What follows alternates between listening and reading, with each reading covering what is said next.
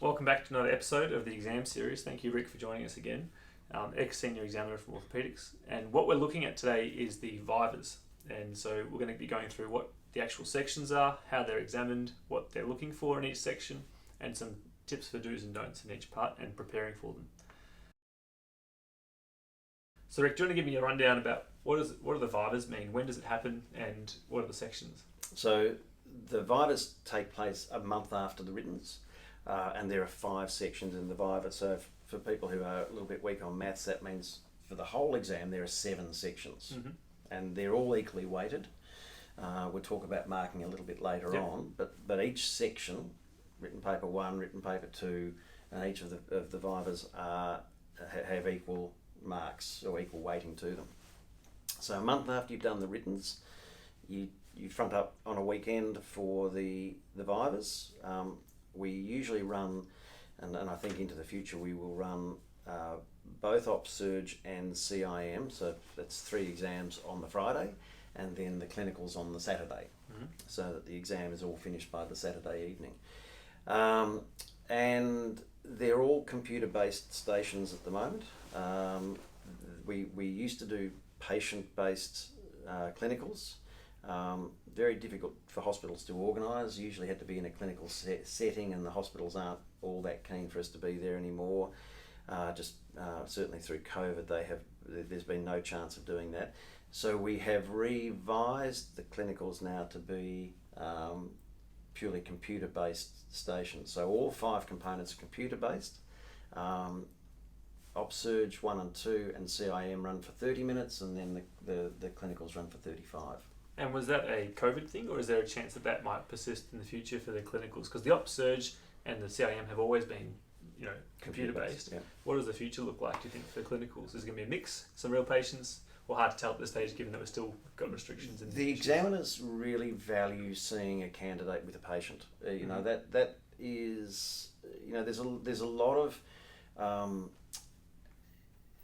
subjective is the wrong word, but there's a lot of impression of how someone is with a patient, or how they speak to you and how they put things together that does enter how your performance in the exam is assessed. And seeing somebody with a candidate, with a patient, is really valuable. But we haven't been able to do that in the last 3 exams. There's very much a will within the Court of Examiners to go back to at least a hybrid model. So you might find something like the morning, the first clinical would be computer-based, and the second clinical would be patient-based.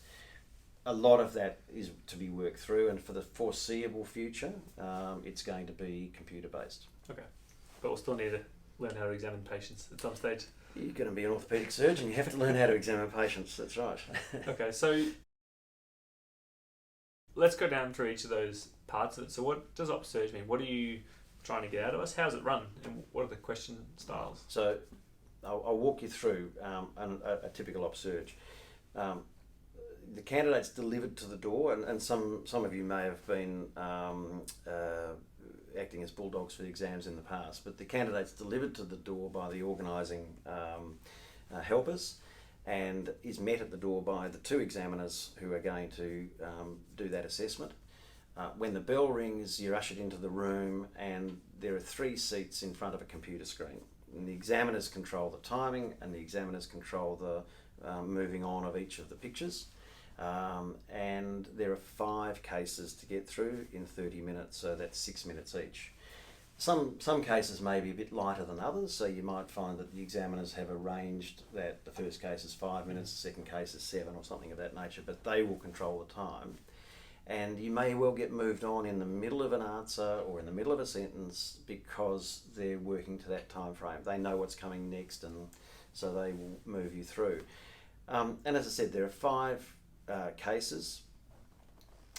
For the most part in operative surgery, they're all about operations. So it's important to mention conservative treatment, but in Opsurg we're talking about operations. And it might be that you're asked to describe in detail an approach to an operation. It might be that you're asked to describe in detail the preparation for an operation, including what prostheses you might need, what what approach you're going to use, etc., etc. Candidates are always keen to, answer the questions with the mantra of, properly consented patient, laying prone on the I thought operating you have to say that. table. That's all the antibiotics, preoperative consent, team timeout, prep and drape. Is that all helpful to say in the exam? Look, if you're asked that question, what will you need to have in place before you put knife to skin? Then yes, that's the answer you want to give. But you've only got 5 minutes or 6 minutes for each question, so you don't want to be doing that repeatedly every time you're answering the question, because you're not progressing your exam. One of the things you can do is say to the examiner, would you like me to go through the preparation, or shall I just describe the approach? And usually the examiner will say to you, just describe the approach.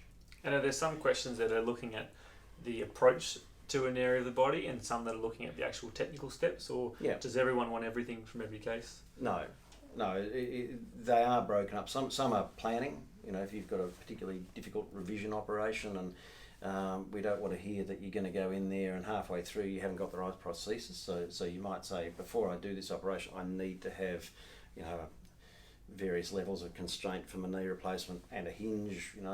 It might come to that.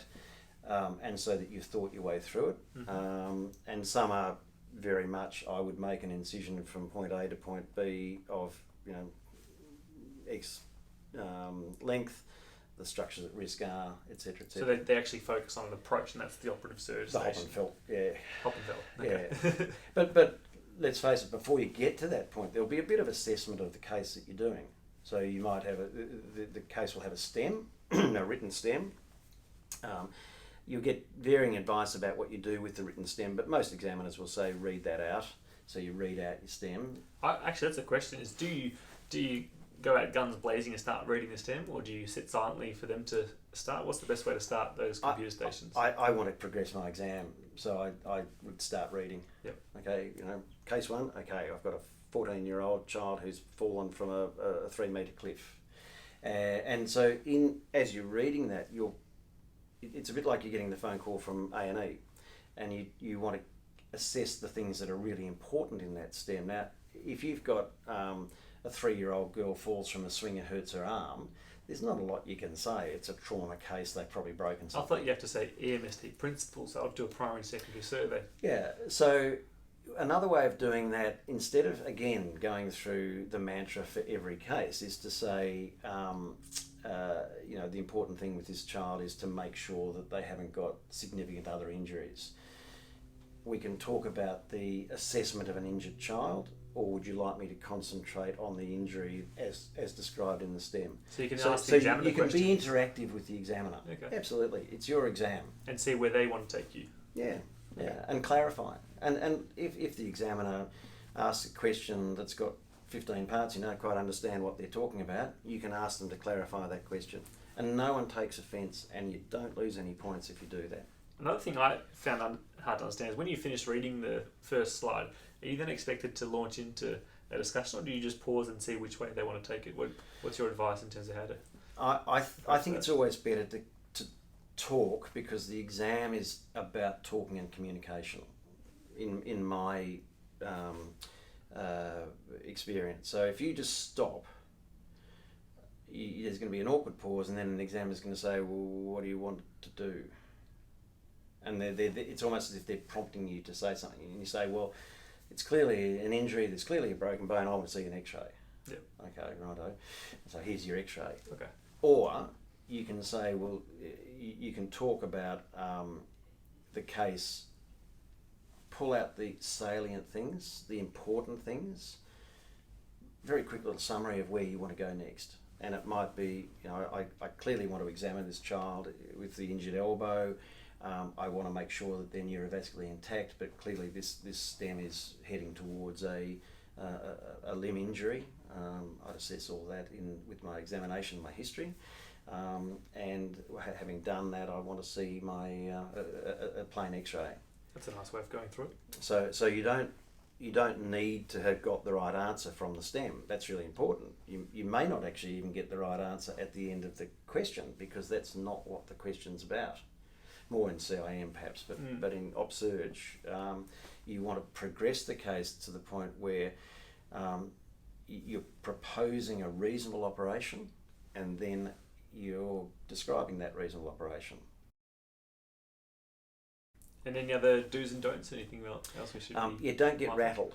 If you propose... That's easy to say. but if you propose an operation, but the examiners have decided to ask about a different operation, both of which might be reasonable in that scenario, don't get rattled and think you got it wrong. Yeah, okay. You know, you might have for example, a 60-year-old house painter who's got severe arthritis of the ankle, and you think that the nature of the x-rays and all the rest of it, he'd be a reasonable candidate for an arthroplasty. And you put up, I want to do an arthroplasty for this gentleman, and they say, that's reasonable. We want you actually, in this case, to describe an arthrodesis. Okay, so you might offer something up that's reasonable, but get told to do another operation. It's also... Yeah, and the examiners will, in that situation, will always help you through. They won't make you feel as if you've picked the wrong thing.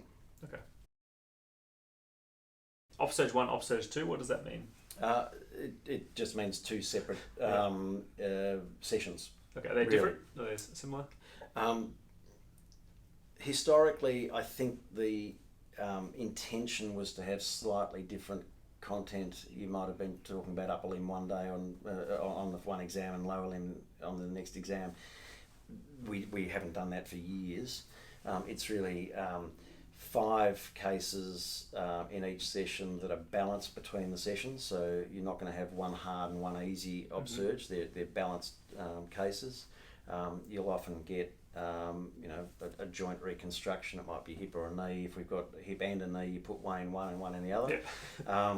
And there's a lot of effort goes in by the coordinator of that section to make sure that we are covering a spectrum of disease pathophysiology and different operations. You don't want to have one completely laden with an upper limb and completely miss out on an ankle or a spine or foot. So we want to cover a whole gamut of things. Okay. But essentially, they're just 2 sessions of the same.